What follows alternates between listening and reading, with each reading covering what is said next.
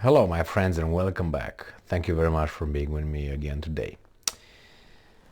Some of you commented in some of my videos and suggested that I should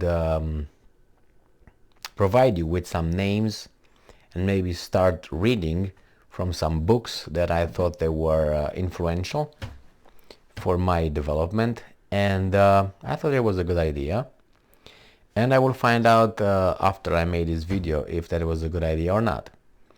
Therefore, I will start doing this from time to time, which is pick a few books that I think they are very interesting and helpful, and read a few passages,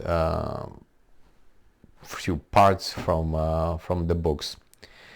When I read, I get a pencil and I underline certain things, or I make little signs where I think that's something that is really, really important. So when I want to read another book, I just read those things and I remember kind of almost the same book. So that's the main points.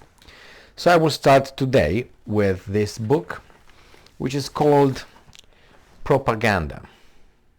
And is not my favorite guy over there, Jacques Ellul, from the 60s, but that's gonna be one of my next projects.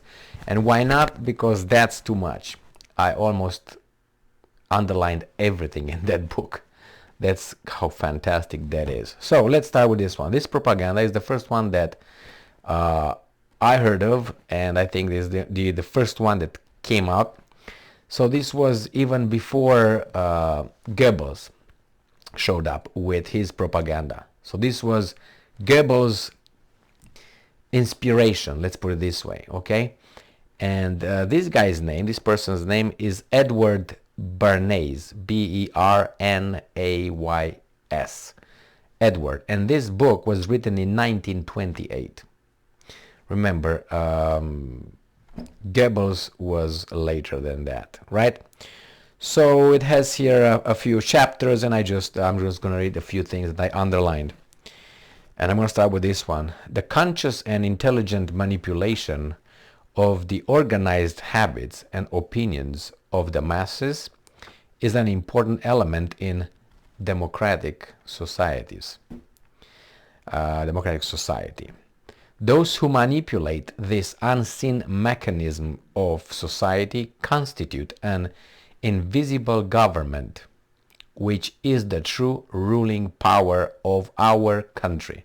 This is chapter number 1, called Organizing Chaos. So it talks about democracy, how propaganda works in democracy, our land, our countries, right? And let's go and see some more. This guy is a very intelligent guy, obviously, but he's very subtle. He's not as clear as Ellul. All right. It says here that, let's get this one. It may seem an exaggeration to say that the American public gets most of its ideas in this wholesale fashion.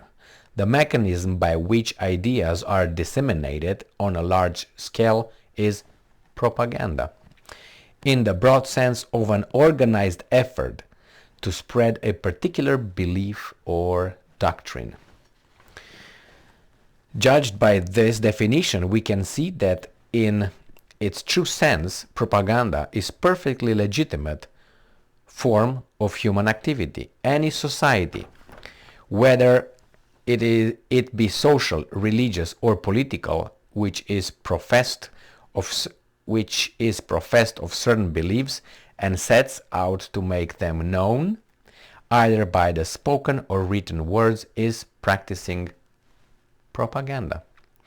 Propaganda becomes vicious and reprehensive only when its authors consciously and deliberately disseminate what they know to be lies, when they aim at effects with which they know to be prejudicial to the common good.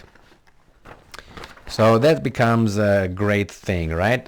Let's move here and see what is this. They not only appealed to the individual by means of every approach, visual, graphic, and auditory, to support the national endeavor, but also secured the cooperation of key men in every group. This is the war propaganda, by the way. It says here, it was of course the outstanding success of propaganda during the war, the First World War, that opened the eyes of the intelligent few in all departments of life to the possibilities of regimenting the public mind, you and me, my friend. The American government and numerous patriotic agencies developed a technique which, to most persons accustomed to bidding for public acceptance, was new.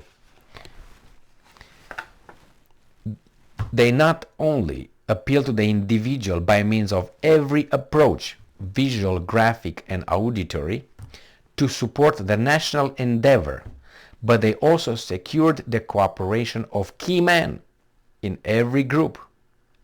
Persons whose mere word carried authority. Remember, like you have the NBA idiot shows up and tells you, oh yeah, I support this, and everybody's, yeah, the NBA star said that. Okay, all right, so, or whatever religious leader comes and tells you what to do, and like for instance the Pope comes and tells you, hey, we should do this, we should do that. In politics, hey, go and grab God, bring him here, let's start over, and no, leave me alone with politics. I can do it on my own. So it says that also secure the cooperation of the key men in every group, person whose mere word carried authorities to hundreds or thousands or hundreds of thousands of followers. They thus automatically gained the support of fraternal, religious, commercial, patriotic, social, and local groups whose members took their opinion from their accustomed leaders and spokesmen, or from the periodical publications which they were accustomed to read and believe. At the same time, the manipulators of patriotic opinion made use of mental cliches and the emotional habits of the public to produce mass reactions against the alleged atrocities, the terror, and the tyranny of the enemy. Remember, they are terrorists. I'm talking about Russians now, right? Terrorists, it's a terrorist state, atrocities each and every second. It was only natural, after the war ended, that intelligent persons should ask themselves whether it was not possible to apply a similar technique to the problems of peace. That means we're going to do this in peacetime too.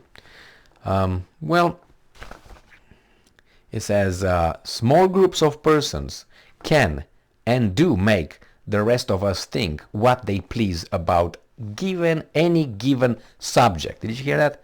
Small groups of persons can and do make the rest of us think what they please about a given subject, but they are usually opponents of every propaganda, both of whom are equally eager to convince the majority.